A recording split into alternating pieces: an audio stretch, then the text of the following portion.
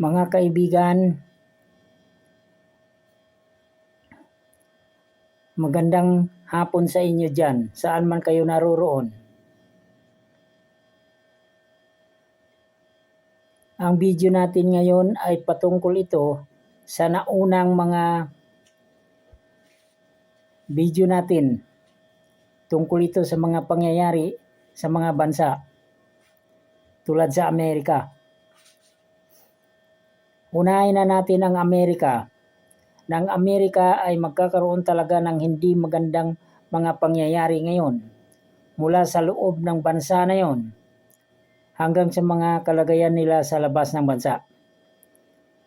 Lalo na ang kanilang presidente ngayon buwan na ito. Pagkat ang buwan na ito kaya ko sinasabi ang year 2025 ay 9. Ibig sabihin, ang September ay 9, kaya ang mangyayari, may mga hindi magandang pangyayari dyan.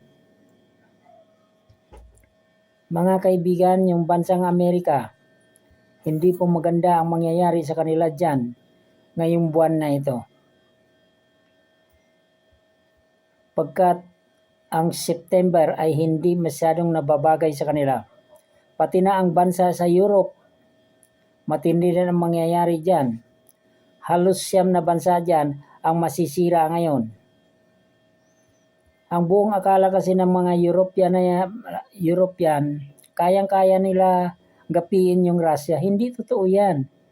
Sila yung unang magagapi dyan. Yan ang mangyayari ngayon dyan sa bansang Europe, napakadaming masisira dyan. Hindi kasi alam ng mga European tulad ng Great Britain, Germany, France, Italy at saka yung Poland. Hindi nila alam yun na mayroon lihim na sumusuporta dito sa Russia.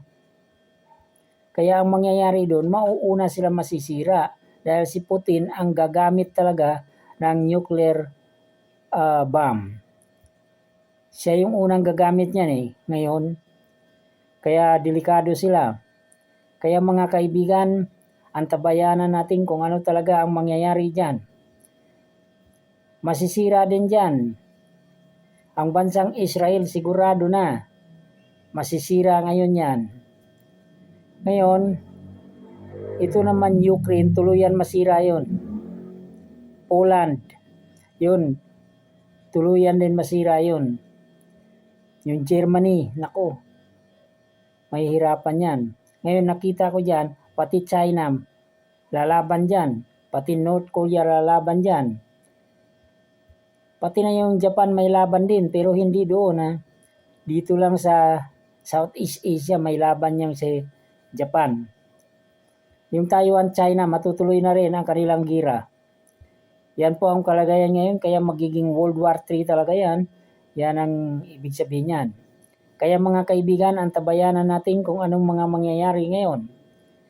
Tingin ko, mukhang tama yung sinasabi ko. Nung nakaraan, sinabi natin na masisira talaga si President Trump. Siguradong masisira ngayon siya ngayon. Maraming salamat sa inyo mga kaibigan. Dadagdagan ko ulit bukas o kaya makalawa ang ating usapan. Sana'y mag-subscribe naman kayo sa akin, mga kaibigan ko. Bye-bye.